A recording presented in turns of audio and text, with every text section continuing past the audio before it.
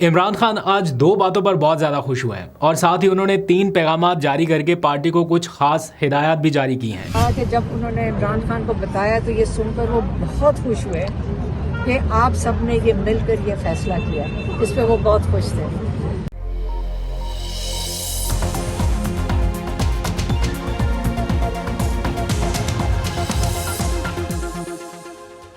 बिस्मिल्लाहिर्रहमानिर्रहीम, अस्सलाम वालेकुम। पाकिस्तान और दुनिया भर में देखने और सुनने वालों को अब्दुल कादिर का सलाम। पाकिस्तान में 20 मई की रात है, तकरीबन 10 बजने वाले हैं और मुल्क की मजमूई सूरत हाल से कुछ बड़ी खबरें हैं। अडयाला शोडाउन से लेकर काबीना इजलास का वो फैसला जिसने टीवी चैनल्स की स्क्रीन इस वक्त रेड कर रखी है। फील्ड मार्शल के हवाले से आपने सारी खबरें सुन ली हैं, हेडलाइंस में देख लिया है। ये फील्ड मार्शल होता क्या है, इख्तियारात कितने होते हैं, ओहदे की मुद्दत कितनी होती है, ये वो सारे सवालात हैं जो बार बार लोग डिस्कस कर रहे हैं, पूछ रहे हैं। और अब तो इतना ज़्यादा डिस्कस हो गया कि सब कुछ पता चल चुका है। बट स्टिल अगर कोई अभाम है तो इस व्लॉग के अगले हिस्से में उसके ऊपर भी बात करेंगे। लेकिन पहले ज़रा अडयाला शोडाउन की तरफ आ जाइए, थोड़ा सा जिक्र उसका भी करना है।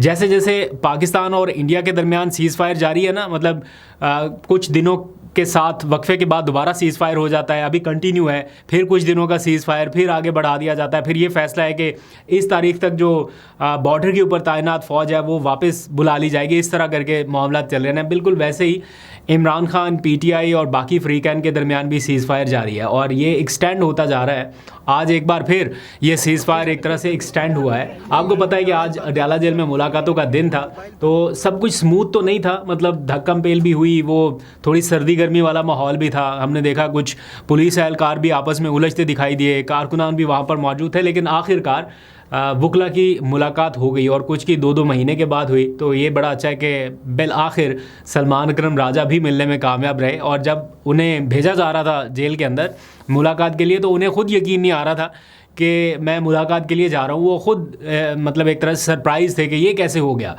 जाते तो वो रस्मन थे कि चले नाम दिया है तो जाना तो ज़रूरी है ताकि कोई बहाना ना बाकी बचे। लेकिन जब आज जा रहे थे तो वो भी बड़े खुश थे। और फिर उनकी 2 बहनों को भी मुलाकात की इजाज़त मिली। अलीमा खान तो माइनस हो गई, एक बार मुलाकात की इजाज़त मिली लेकिन इस बार फिर माइनस हुई। तो लेकिन इस मुलाकात का अहवाल जो है वो मुकम्मल तौर पे बाहर आया। आज भी अडयाला जेल से उन्होंने ये सीज़ फायर कंटिन्यू रखने का कहते हुए एक तरह से इत्तेहाद का पैगाम दिया है कि इन हालात में यूनिटी ज़रूरी है, बाकी मामलात बाद में सही। और इसी दौरान कुछ पैगामात भी जारी किए गए हैं, कुछ जो अभाम थे, कन्फ्यूजन थी, वो भी दूर की गई हैं। ख़ास तौर पे 7 मई को जेल में मुलाकात के हवाले से ये बहुत ज़्यादा चर्चा था कि कोई मुलाकात हुई है, किसी ने आके ब्रीफिंग दी है।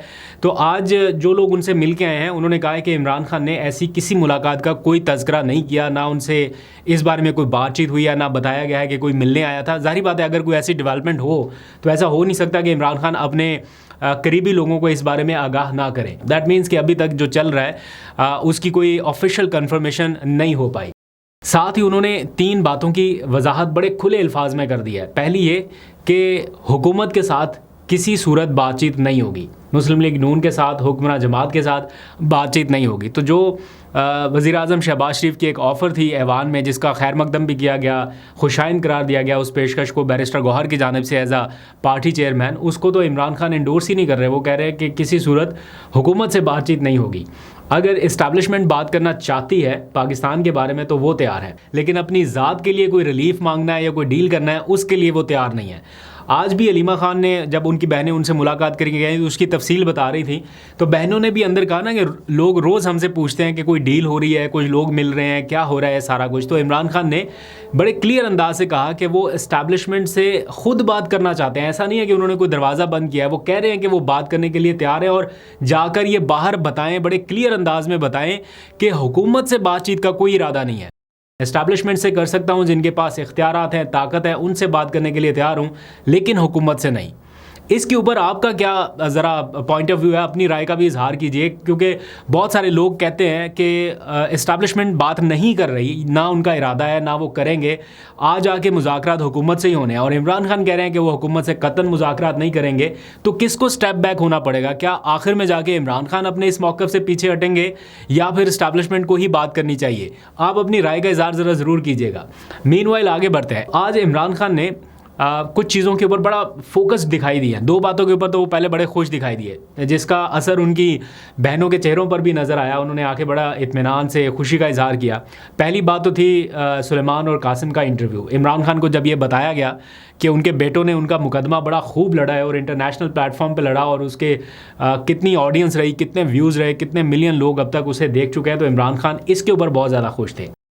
इसलिए हम आपको इतने खुश नज़र आ रहे हैं। जब हमारा भाई खुश होता है तो हम उससे भी ज़्यादा खुश होते हैं। इसके अलावा इन्होंने इमरान खान को बताया सुलेमान कासिम के इंटरव्यू के बारे में।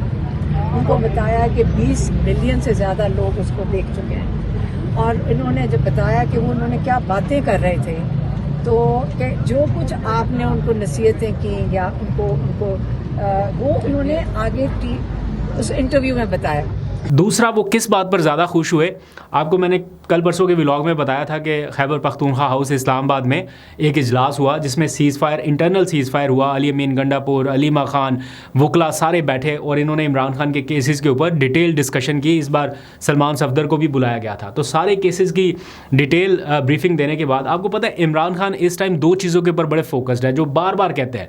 नंबर 1, वो कहते हैं कि लोग 26वीं तरमीम के ऊपर आवाज़ उठाएं। जो मेरी पार्टी के लोग हैं, MNA हैं, MPs हैं, वो ऐवान में 26वीं तरमीम के ऊपर आवाज़ उठाएं।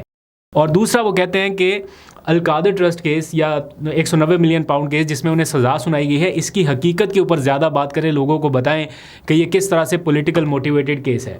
तो जो मीटिंग KP के हाउस में हुई उसमें सलमान सफदर को ख़ास तौर पे इसीलिए बुलाया गया था कि वो इमरान खान के 190 मिलियन पाउंड केस के हवाले से ब्रीफ करें। जब उन्होंने सारी ब्रीफिंग दे ली तो उन्होंने पार्टी के बैठे हुए तमाम लोगों से पूछा कि आप लोग मेरे साथ क्या ताउन कर सकते हैं इस सारे मामले में। ठीक है, हम केसेस लड़ रहे हैं, आगे चल रहे हैं, फाइनेंशियल इश्यूज़ एक साइड पे, लेकिन वो वैसे पूछ रहे थे कि आप लोग किस हद तक ताउन कर सकते हैं और क्या ताउन कर सकते हैं। तो सारे लोगों ने कहा कि जब भी आपका मुकदमा होगा अदालत में, ये केस लगेगा, आप देखिएगा हम सब वहाँ पे आपके साथ मौजूद होंगे, जजेस के साथ खड़े होंगे, 26वीं तरमीम के ख़िलाफ़ खड़े होंगे, इमरान खान के इस केस के साथ खड़े होंगे और आपकी हिमायत में होंगे। तो जब ये डिसीजन एक कलेक्टिव हो गया कि जब भी इमरान खान की नेक्स्ट हियरिंग होगी, तमाम MNAs बिला तफरीक, मैंने जैसे पहले बताया, कोई कहाँ से भी जीता हुआ है, नो मैटर व्हाट, वो अदालत में मौजूद होगा एक तरह से इजहार यकजहती के लिए इमरान खान के साथ। तो जब ये आज डिटेल्स इमरान खान को बताई गई कि सब ने ये तय किया है कि आपके केस की हेयरिंग पर ये सब मौजूद होंगे, तो इस बात ने इमरान खान को सबसे ज़्यादा खुशी दी है। ये एग्जैक्टली वो चाहते हैं कि उनके MNAs जो हैं वो हर मौके पे बड़ा एग्रेसिवली उनकी हेयरिंग पर मौजूद हों। ये सुनकर क़यादत ने, और हम भी इस पर बड़े खुश थे क्योंकि सब ने इसके ऊपर डिस्कस किया और उन्होंने कहा कि हम सारे MNAs और MPs वहाँ पे साथ आपको बैकिंग देंगे। सलमान सफदर ने कहा कि मुझे आप क्या सपोर्ट दे सकते हैं। उन्होंने कहा हम आपके साथ खड़े हैं, हम उधर मौजूद होंगे, हम आप जजेस की सपोर्ट में और 26वीं तरमीम के खिलाफ हम खड़े हैं, हम आपकी सपोर्ट में खड़े होंगे। ये सारे MPs और सारे टिकट होल्डर्स और जितने MNAs और MPs, इन्होंने सेनेटर्स सब मौजूद होंगे। और ये जब इन्होंने कहा कि जब उन्होंने इमरान खान को बताया तो ये सुनकर वो बहुत खुश हुए कि आप सब ने ये मिलकर ये फैसला किया। इस पे वो बहुत खुश थे।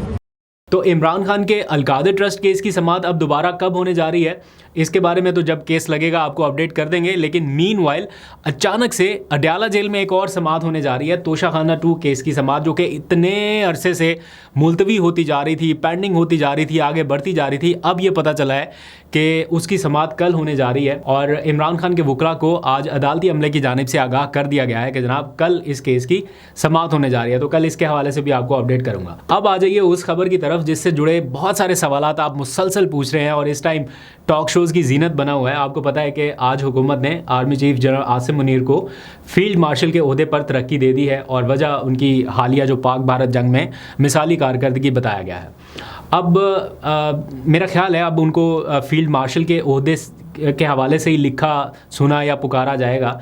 जैसे मैं देख रहा हूँ कुछ टिकर्स में उनके नाम के साथ अब फील्ड मार्शल लिखा जा रहा है। ऑब्वियसली एक रैंक ऊपर है, पहले वो 4 स्टार जनरल थे, अब वो 5 स्टार जनरल हो गए।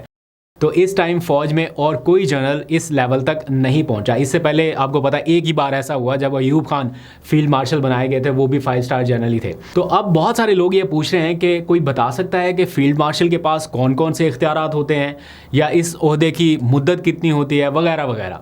तो बड़ा एक देखें बेसिक सा सिंपल सी चीज़ है, ऐसा कौन सा इख्तियार ऐसा है जो पहले उनके पास नहीं था जो अब उनके पास आ जाएगा? मुझे नहीं लगता। वो पहले भी बाइख्तियार थे, अभी भी बाइख्तियार होंगे। तो फील्ड मार्शल बेसिकली एक इजाज़ी या रस्मी ओहदा है जो कि आर्मी चीफ को कोई इजाफी इख्तियारात नहीं देता। फील्ड मार्शल का ओहदा मिलने के बाद आर्मी चीफ जो है वो 5 स्टार लगाने के मजाज हो जाते हैं। आपने कभी देखा होगा अगर आर्मी चीफ को, तो यहाँ पे उनके 4 स्टार लगे हुए होते हैं, 4 स्टार। लेकिन अब वो मेरा ख्याल है 5 स्टार लगाएंगे। उन चूँकि मजाज हो गए हैं तो वो लगा सकते हैं। और अगर बात की जाए कि ये क्यों मिलता है, कैसे मिलता है ये रैंक, तो ये सिर्फ इंतहाई काबिल और तजर्बाकार या कह लीजिए कि गैर मामूली कोई खिदमात अंजाम दी जाए तो उस जनरल को दिया जाता है, जो कि अब मौजूदा आर्मी चीफ को हुकूमत ने ऑपरेशन बुनियानुल मरसूस की आला हिकमत अमली को मद्देनज़र रखते हुए उन्होंने किस तरह से प्लान किया, किस तरह से एग्जीक्यूट किया, इस बुनियाद पर उनको ये ओहदा दिया गया है। अब जहाँ तक बात है मुद्दत मुलाजमत की कि क्या ये लाइफ टाइम है या क्या है, देखें टू बी वेरी ऑनेस्ट ये बहस ही ला हासिल है। मतलब इसमें आप जितनी बहस कर लें इसका कोई कंक्लूजन नहीं निकलने वाला, क्योंकि कानून साजी के ज़रिए उनकी ओहदे की मुद्दत मुलाजमत पहले ही 3 से बढ़ाकर 5 साल की जा चुकी है। और साथ ही जो उम्र की हद थी वो 64 साल की शिक जो थी वो भी ख़त्म कर दी गई है। यानी उम्र की भी अब कोई हद नहीं है। वैसे भी वो 5 साल तक के लिए इस ओहदे पर हैं, तो हुकूमत चाहे तो उनको अगले 5 साल के लिए तोसी भी दे सकती है। तो ये तो हुकूमत का इख्तियार है, वज़ीर आज़म का इख्तियार है, वो जब चाहें एक्सटेंशन दे सकते हैं। तो इसलिए अब अगर कोई इस बहस में पड़े कि उनकी मुद्दत मुलाजमत कितनी होगी या ये क्या होगा, तो ये एक ला हासिल सी बहस है जिसमें मेरा ख्याल है ज़्यादा पढ़ना ही नहीं चाहिए। बाकी अपनी डोमेन नहीं है तो इसलिए बहुत ज़्यादा इसके ऊपर डिस्कस नहीं करते हैं। हाँ, इसके साथ जो जुड़ती हुई खबर है वो ये कि air chief marshal Zaheer Babar जो हैं उनकी मुद्दत मुलाजमत पूरी होने पर उन्हें भी खिदमात जारी रखने का एक तरह से मुतफ़िक़ का फ़ैसला कर लिया गया है। काबीना ने आज उसकी मंजूरी दी है कि जनाब ये सारा कुछ होगा। ये बड़े डिसीजन लेने से पहले आज पहले शहबाज शरीफ, वज़ीर दिफ़ा, साथ में वज़ीर कानून, वज़ीर मनसूबाबंदी, ये सारे पहुँचे ऐवान सदर। वहाँ सदर मुमलिकत आसिफ ज़रदारी से इनकी मुलाकात हुई, उन्हें एतमाद में लिया गया। इस मीटिंग में बेसिकली ये डिसाइड किया गया, उसके बाद काबीना का इजलास बुलाया गया और उसमें मंजूरी लेगी। तो ये सारा कुछ इस टाइम हुआ है। तो ये लेटेस्ट अपडेट्स हैं। अभी तक के लिए इतना ही। अपनी राय का इज़हार ज़रूर कीजिएगा। अपना बहुत सा ख्याल रखिए। अल्लाह हाफ़िज़।